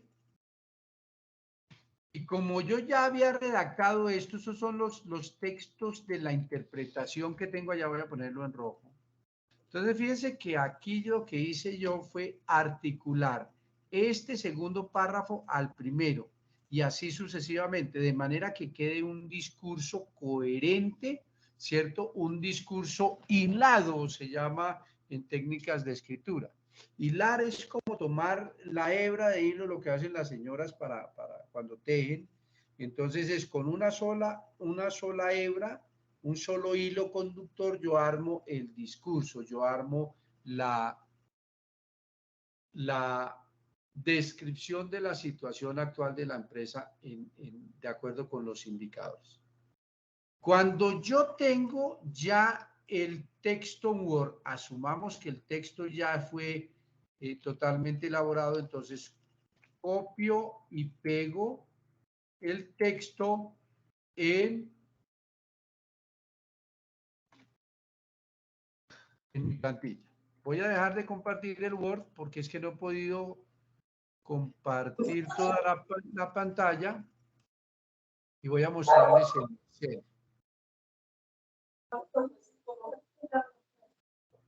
Es que no me deja toda la pantalla, no sé por qué. Entonces voy a abrir mi Excel nuevamente. Fíjense que voy a borrarlo. ¿Qué hago yo? Tomo mi texto, lo copio en Word, suponiendo que ya lo tengo todo redactado, le doy doble clic a la celda destinada para el informe y fíjense cómo me quedó bien presentado. Entonces, si yo quiero, y esto es un tipcito, cuando yo quiero darle un enter dentro de una celda de Excel para que me deje un renglón, no tengo que hacer muchos, como no saben, le dan con la barra espaciadora muchos espacios. No, ojo, yo ya lo había explicado en la primera web conferencia, yo le doy Alt y Enter. Tengo sostenido Alt, la tecla Alt, y le doy Enter. Alt, Enter, y voy separando los renglones. Alt, Enter, Alt, Enter, Alt, Enter, y fíjense cómo me queda de estético, me queda bien presentado el texto de mi análisis, de mi informe de diagnóstico, y fíjense cómo queda. Observa, fíjense la diferencia, la parte superior quedó muy bien editada, la parte inferior quedó como muy apiñuscada, como muy amontonada, y entonces esa es la recomendación. ¿Cuál es? Alt, Enter, para dejar renglones dentro de una celda de Excel. Alt, Enter y listo. ¿Cómo tengo que hacer? Aquí está la indicación. Miren que aquí está la indicación en el comentario. Los textos del informe de diagnóstico se deben redactar en debida forma sin errores de ortografía ni digitación. Se recomienda construir el texto en Word y luego copiarlo y pegarlo en el espacio correspondiente de la plantilla. Fíjense que en este CIPAS les he dado unas orientaciones que creo yo son muy importantes y muy valiosas para que ustedes construyan esa tarea 1. Hasta ahí, preguntas, dudas, inquietudes, reflexiones, críticas. ¿Ninguna? ¿Todo perfecto? ¿Facilito? Ángela, ¿cómo quedamos en hasta el momento? ¿Cómo vamos? ¿Cuál es el balance? Profe, muchas gracias. Ya creo que despejé muchas dudas para seguir con la continuidad del trabajo. Espero que ese informe de diagnóstico quede muy bien porque pues la verdad a uno se le dificulta mucho la terminología, entonces como que es un desafío pues hacer un informe de diagnóstico financiero porque se le hace a uno pues digamos que muy difícil. Pero bueno, ahí con todas estas explicaciones se harán los aportes al foro para terminar con éxito la actividad. Bueno, digamos que no es difícil, Ángela, que es exigente, pero difícil no hay nada. Si uno se lo propone, uno lo hace, ¿de acuerdo? Y me parece muy bien la reflexión porque lo fundamental es apropiarse de la terminología. Por eso, cuando algunos han participado, han intervenido, yo les he hecho énfasis en la terminología, porque nosotros debemos usar esa terminología, es el pan de cada día, es el lenguaje cotidiano que nosotros debemos apropiar y debemos todo el tiempo manifestar, ¿de acuerdo? Entonces, ahí yo, la recomendación es que repasen esa tarea 1. Quienes no la hicieron a conciencia deben repasarla y a la brava tienen que apropiar esa conceptualización. Y quienes la hicieron van a repasarla. Y el repaso les va a permitir a ustedes apropiar ese conocimiento. Antes de darle la palabra a Ricardo y a la otra persona que levantó la mano, les voy a pedir, por favor, todavía no vamos a terminar, pero para ir ganando tiempo en el chat, les voy a poner el enlace de evaluación de este CIPAS para que, por favor, ingresen y diligencien el formulario. El nombre del CIPAS, ya lo había colocado, es CIPAS 2, es el que está en la...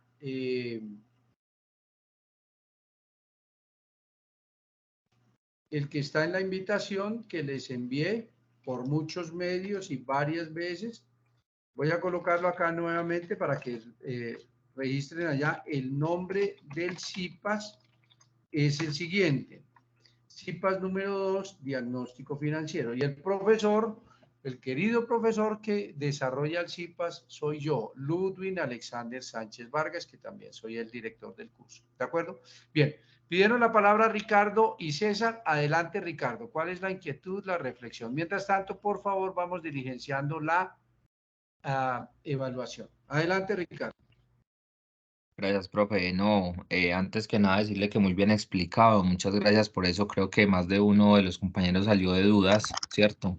Sumado a lo que decía la compañera Ángela, la pregunta que tengo es si en esta tarea pues anterior, en lo que entregamos esta semana, yo corregí, digamos, hoy despejé varias dudas con algunos puntos ahí como algo muy preciso. ¿Qué puede pasar pues con ese trabajo anterior? No entiendo. ¿Con cuál trabajo anterior? ¿El de Pues la con eso tarea que 1? entregamos hasta esta semana. No, Ricardo. Mire, buena pregunta. El proceso de aprendizaje es tan interesante que le permite a uno cometer errores y mejorar. En la vida real, usted se equivoca en un cálculo de estos en una empresa y hace perder muchos millones. Y hace perder la empresa y demás. Aquí podemos equivocarnos. Entonces, justamente esos avances que van registrando en el foro de discusión es un proceso de mejoramiento continuo. Entonces, avance 1 de Ricardo Arias. Listo, aquí muy seguramente su profesor le hizo alguna realimentación, se equivocó en esto, corrija acá, etc. El siguiente avance, pues obviamente va a ser el avance anterior mejorado. Y van colocando avances así. Entonces, Ricardo y todos, la guía es muy clara. Todos deben desarrollar el trabajo completo y presentarlo como su versión individual. Y todas las versiones individuales son aportes significativos para construir una versión mejorada de esos 5 trabajos individuales como trabajo colaborativo final. ¿Qué hace Ricardo? Presenta su trabajo completo. Ángela presenta su trabajo completo. Wilmar presenta su trabajo completo. Alma presenta su trabajo completo. Y Alexander, yo presento mi trabajo completo. El foro le permite a uno es revisar los trabajos de cada quien para mirar coincidencias, ¿cierto? Y establecer diferencias. Entonces, si los resultados son los mismos, que deben ser los mismos, porque los valores son los mismos, porque las fórmulas son los mismos, pues chévere, porque vamos avanzando. Si no, en el foro, justamente yo reviso los de mis compañeros y les digo, Ángela, este no te quedó bien, revisa porque tienes mal la fórmula. Wilmar, estamos correctos, pero en este no coincidimos porque tal vez yo cometí un error. Fíjense que en esa interacción, en ese debate académico, yo aprendo de mis compañeros y mis compañeros aprenden de mí. Y yo les aporto para que mejoren y ellos me aportan. Con base en ello, entonces, construimos un trabajo final. ¿Qué pueden hacer? tomar una de las plantillas de los 5 integrantes, la que mejor esté, la que tenga menos errores, la que esté mejor presentada, y construyen entre todos el informe. Entonces, fíjense que Ángela pudo haber hecho un muy buen análisis de los indicadores de liquidez, pero Wilmar no tanto, pero Wilmar sí hizo un muy buen análisis de los indicadores de actividad o eficiencia, o que Alma hizo el mejor análisis de los indicadores de endeudamiento. Pero no es que se vayan a repartir porque si no, yo aprendo solo de una parte y ya. No, todo, por eso en la guía se exige que todos deben presentar en el foro el trabajo completo, para que a partir de todas las versiones completas de todos los integrantes del grupo se construya una versión mejorada.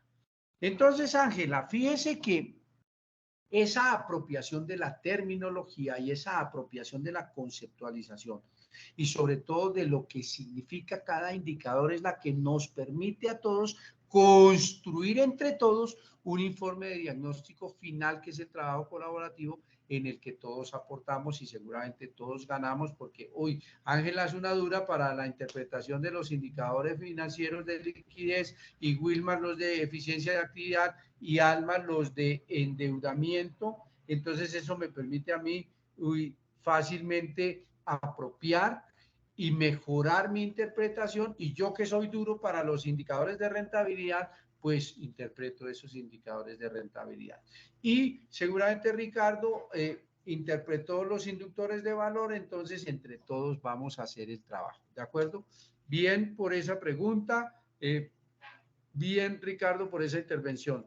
César, adelante con su intervención. Gracias, Buenas noches, tutor y compañeros. Adelante, César.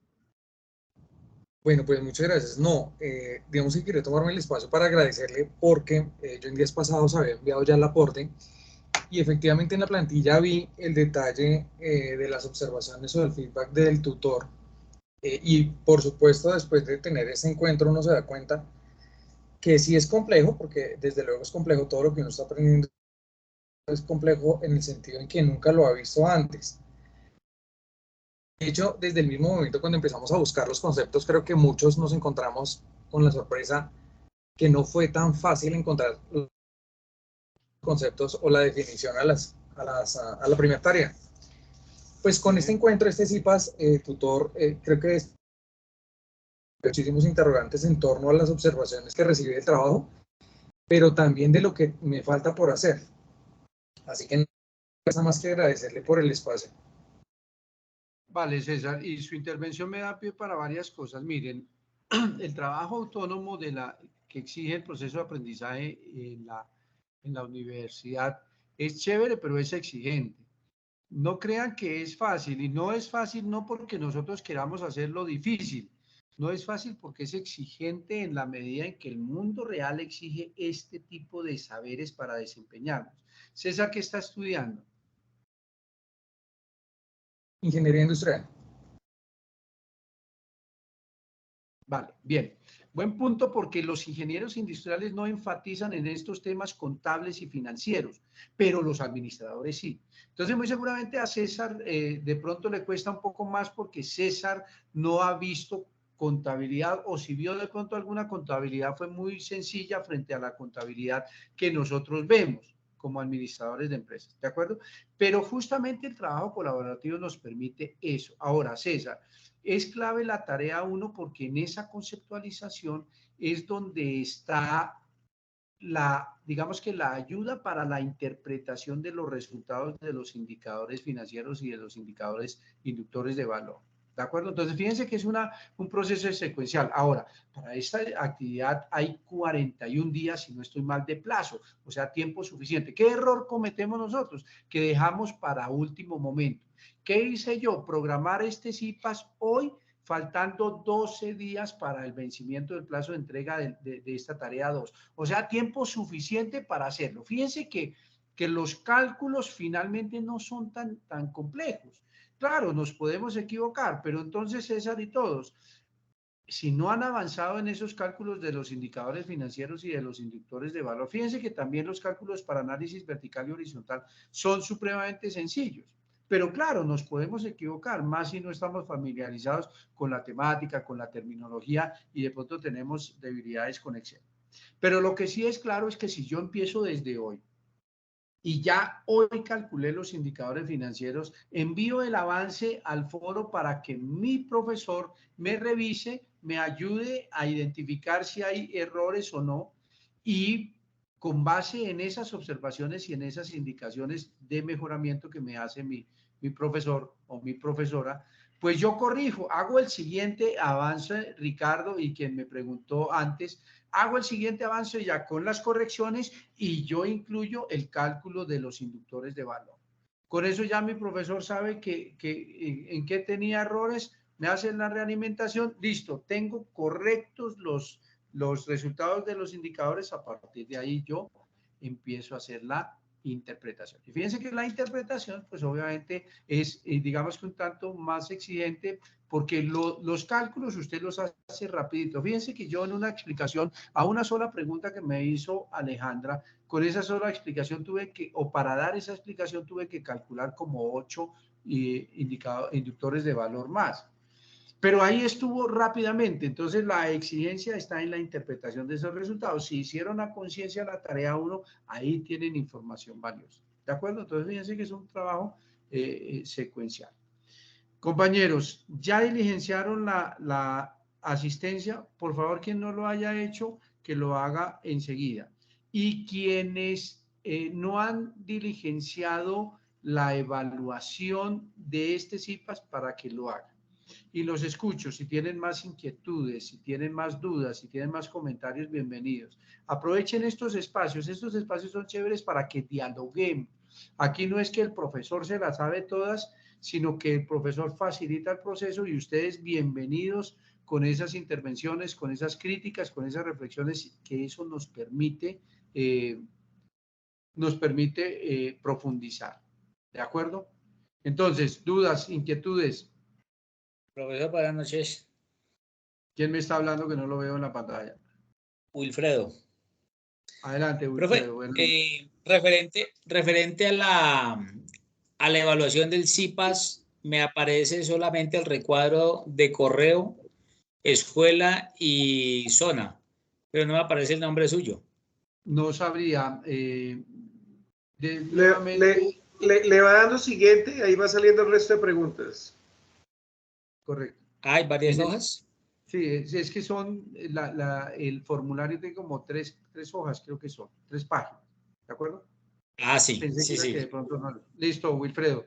¿Alguien más quiere participar? ¿Qué le dejó este CIPAS? ¿Qué le ha dejado este proceso? Miren, compañeros, de verdad, yo les digo que la calidad de la formación no depende de la universidad ni del profesor, depende de ustedes. En la medida en que ustedes sean acuiciosos, sean inquietos, sean responsables, participen en estos procesos, sean críticos, sean reflexivos, el proceso de formación es mucho mayor, mucho mejor, más valioso para ustedes, porque muy seguramente están ustedes en la universidad, es con un sueño, ¿verdad? Y entonces ese sueño implica exigencia, implica una exigencia mayor, implica trabajo.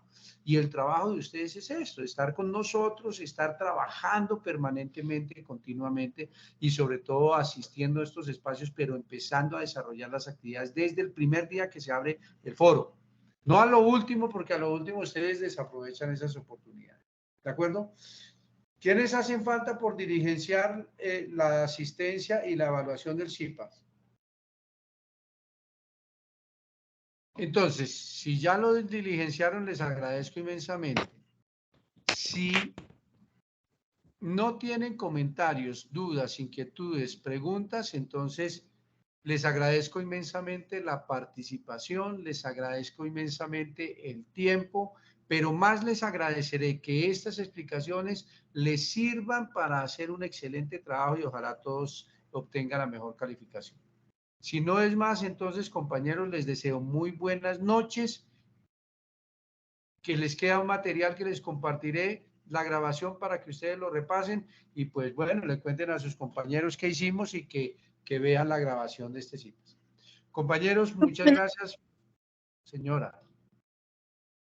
Profe, si puede, por favor, mostrarme bien cómo es la fórmula de la razón de tesorería. Es que pues estaba trabajando con una compañera y ella tiene como la fórmula diferente, entonces quedé como confundida, porque ella No, sumó la varias. fórmula es la misma, la que está aquí. Voy a compartir la pantalla y es la misma para todos. ¿De acuerdo? La misma para todos. Voy a O sea, el compartir. activo realizable es solo clientes. No le entendí, se escuchó entrecortado. El activo realizable es solo cliente. Sí, correcto, solo clientes. Activos realizables son solo clientes. Porque es que ella puso más cosas. No, es el disponible, perdón, es el disponible. Ahí está la fórmula. ¿La Por está eso me quedé observando? confundida. Disponible más los activos realizables. Activos realizables son clientes, ¿de acuerdo? Clientes. ¿Listo? En algunos libros van a encontrar que también son los inventarios, pero para este caso solo tomen los clientes, ¿de acuerdo? Si su compañera le pregunta, dígale que la explicación la vimos en el CIPAS y que se hizo la aclaración, ¿de acuerdo? ¿Alguna otra inquietud, duda, pregunta? Sí, buenas Señora. noches, con Paula Andrea Polanco. Es que tengo dudas sobre el CXC y el CXP. No, pero no me diga CXC ni Esto, CXP. ¿Qué es eso? ya te digo. Buenas noches, esas son cuentas por pagar y yo también he tenido dudas sobre eso porque habla de un promedio y no sé si el promedio es en los 2 años o se multiplica por el número 2, no sé, profe, usted me dirá. Perfecto. Gracias, Mariana. Paola, cuentas por cobrar se representa con CXC, pero C significa cuentas X por y C cobrar. Y CXP, cuentas por pagar. ¿De acuerdo? Las cuentas por cobrar es el dinero que me deben los clientes por justamente los productos que les vendí a crédito. ¿De acuerdo? Y las cuentas por pagar son las cuentas que yo les debo a mis proveedores porque me han vendido a crédito unas mercancías o una materia prima. ¿Estamos claros?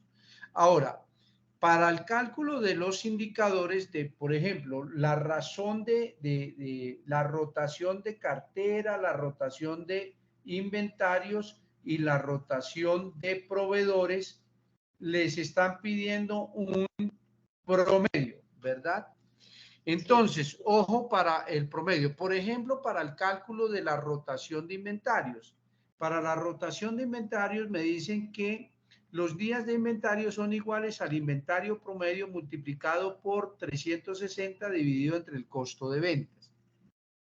El inventario promedio, la fórmula es inventario inicial, ¿cierto? Más inventario final dividido entre 2. El promedio es dividir entre 2, en este caso, ¿no? Porque el promedio generalmente es la suma de ciertos términos dividido entre el número de términos. Como aquí tenemos dos términos, ¿cierto? Inventario inicial más inventario final, pues son dos términos y dividimos, para hallar el promedio, dividimos esa suma entre 2. ¿Hasta ahí estamos claros, Paola, Andrea y Mariana? Profe, o sea que, digamos, acá en la página de...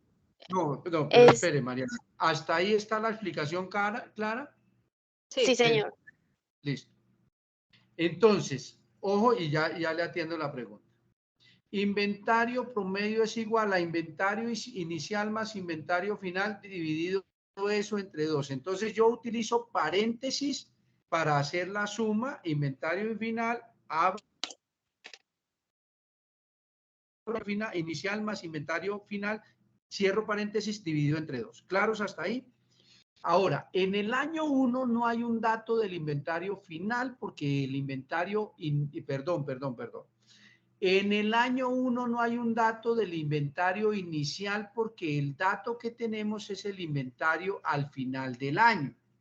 Por tanto, cuando yo no conozco el dato del inventario inicial, ese dato será 0. Entonces, inventario promedio es igual a inventario inicial del año 1, tengo 0, más el inventario final, el valor que aparezca, cierro paréntesis, dividido entre 2. Ahora, para el caso del inventario, del promedio de inventario o de los días de inventario, donde voy a calcular el inventario promedio para el año 2, para el año 2, inventario inicial, ¿cuál será? El inventario final del año 1. Terminó el año con el inventario final, arranco el año con ese inventario que es el inventario inicial. Entonces, inventario promedio para el año 2 es igual, paréntesis, inventario inicial, que es el inventario final del año 1, más el inventario final del año 2, cierro paréntesis, dividido entre 2. ¿Hasta ahí estamos claros el cálculo? Mariana. Sí, sí, señor. La pregunta era, ¿tengo que hacer las dos o una? Puede ser inventario de días o inventario de promedio, o las dos. Bien, interesante. Los 3 indicadores en la plantilla está rotación de cartera, rotación de inventarios y rotación de proveedores. Pues resulta que esas rotaciones se expresan con la primera fórmula en veces al año, ¿de acuerdo? Entonces, la rotación de cartera es el número de veces al año que yo pago la cartera, que yo pago mis deudas. Entonces, muy seguramente ustedes van a obtener un resultado 5.8 o 3.8. ¿Qué significa eso? Que yo pago mis deudas 3 veces o 3 veces y media al año. ¿De acuerdo? Rotación de inventarios. La cantidad de veces al año que yo vendo los inventarios. Entonces, me da 4.5. Significa eso que yo en el año vendo 4 veces y media los inventarios o 4 inventarios y medio. ¿De acuerdo? Ahora, cuando se calcula en días, es convertir esa cifra que calculé en veces al año, la convierto en días. Entonces, divido las veces al año entre el número de días que hay en el año. Entonces, divido 5 entre 360 y me da un resultado. Mentiras. 360 dividido entre el número de veces de rotación de inventarios, de cartera o de proveedores. Divido el número de años en veces que hay el año o en veces que rota el inventario y eso me da tantos días de inventario. Entonces, ese resultado en días lo que representa es la cantidad de días que yo me demoro o que la empresa se demora para vender los inventarios. Entonces, si me dan un resultado de inventarios, de rotación de inventarios de 6 veces al año, significa que yo estoy vendiendo mis inventarios cada 60 días. ¿Por qué? 6 por 6, 36. Son 360 días al año, dividido entre 60 me da 6 veces. Vendo mis inventarios en promedio, ¿no? Cada 2 meses. ¿De acuerdo, Mariana? Entonces es bueno calcularlo los dos, en veces y en número de días. Ok, muchísimas gracias, tutor. Listo, con mucho gusto. Bueno, compañeros, ¿alguna otra pregunta? Quedan los últimos 5 minutos. Aprovechen, por favor. Reitero, quienes no hayan diligenciado la asistencia, en el chat está el formulario de asistencia. Quienes no hayan diligenciado la evaluación del CIPAS, está ahí. Listo, Wilmar, con mucho gusto. Entonces, si no es más, compañeros, les agradezco inmensamente la atención y bueno, a estudiar, a repasar este CIPAS en lo que les sirva y a enviar esos avances para que sus tutores los puedan retroalimentar con tiempo. Muchas gracias. Tutor, Señora Lina. una pregunta rápido. Buenas noches. Consulta, habla Colina Villalobos. En los indicadores financieros, cuando hablamos de rendimiento de inversión, donde nos dicen que la fórmula debemos de validar ingresos menos inversión. La inversión es el patrimonio, pero el ingreso es las operaciones, o sea, las operaciones. Los ingresos son los ingresos operacionales. ¿Cómo obtenemos nosotros los ingresos? Por ventas. Las ventas son ingresos operacionales, ¿de acuerdo? Aquí está. Yo estoy compartiendo la pantalla, ¿no? Sí, ¿están viendo el Excel? Los ingresos operacionales son esto. Lo que pasa es que esto con las normas internacionales de información financiera ya no se escribe ventas, sino operacionales, que son los ingresos operacionales menos los costos de ventas igual a utilidad bruta, etc. ¿De acuerdo, Lina? De acuerdo. Son los ingresos operacionales, ¿de acuerdo? Y ya. De acuerdo. Ya, duda aclarada. Muchas gracias. Vale. Con gusto. Con Paola Polanco otra vez, qué pena. Tranquilo. La utilidad neta, pues como Buena tal, pregunta. no, de acuerdo. No aparece en el estado de Ajá. resultados así denominada. La utilidad neta son las utilidades por distribuir. Aquí les voy a mostrar en el Excel. Utilidad neta, perdón, o utilidad del ejercicio, también se denomina utilidad por distribuir. En este caso, todos los indicadores que pidan utilidad neta van a utilizar ustedes la utilidad del ejercicio. ¿De acuerdo? Ok. Paola Andrea. ¿Listo? Pero bien la pregunta, muy buena pregunta. Porque varios han incurrido en esa duda, y a veces en el error, ¿no? Sí, hay muchos términos que no están ahí, pero pues sí, ya tienen otros, entonces digamos que no. Pero te agradezco, sí, ya con eso ya puedo hacer la fórmula. Ya con eso es facilito. Bien, porque eso reitera que uno tiene que tener claros los conceptos para hacer ya lo procedimental que son los cálculos. ¿Listo? ¿Alguien más? Faltan 2 minutos, chicos, para terminar. Si no hay más preguntas, entonces les agradezco inmensamente la atención. Profe. Señor. Profe, disculpa, si solo hay como algo rápido, ¿puedes aclarar por favor algo sobre el evita? Como profundizar un poco en el evita, yo no lo tengo claro. Vale, bueno, ¿el evita qué es? El evita es un indicador que muestra más bien, o previene, pero muestra la posibilidad que tiene la empresa de quebrarse. El evita el nombre es una marca registrada en inglés. ¿Qué significa EBITDA? EBITDA significa earning, beneficios o utilidades before, que es antes, y interest, taxes, depreciations, amortizations. En inglés, earning before interest, taxes, depreciation and amortization. En español, utilidades antes de intereses, impuestos, depreciaciones y amortizaciones. ¿Qué sucede? Yo calculo la utilidad, por eso les decía, no tomen este valor del estado de resultados, sino tomen el cálculo que hacen aquí en los indicadores financieros. Y vamos a buscar lo que es el penúltimo, y aquí está. Utilidades antes de intereses, impuestos, depreciaciones y amortizaciones. ¿Qué hago yo?